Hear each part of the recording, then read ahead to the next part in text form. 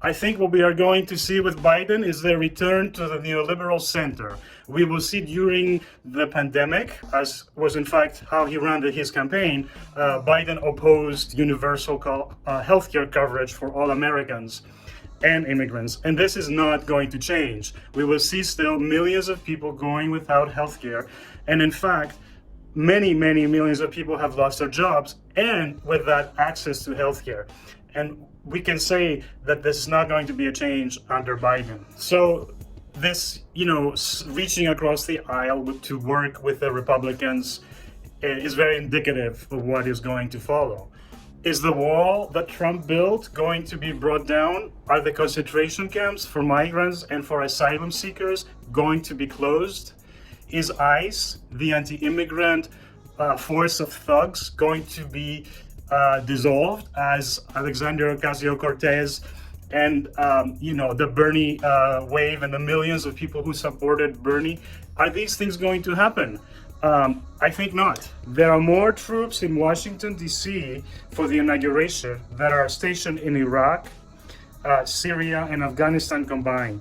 And I think this points to the biggest and most serious threat we are facing in the United States today, and it is the rise of a fascist organized movement, something that was materialized because of Trump's support for the far right, but also Trump's racism.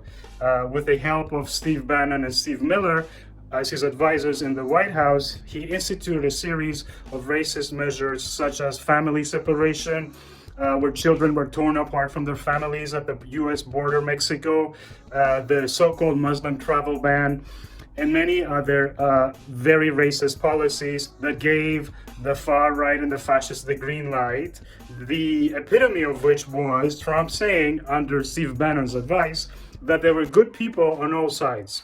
So Trump has managed to contribute to the creation of a fascist and organized movement in the United States.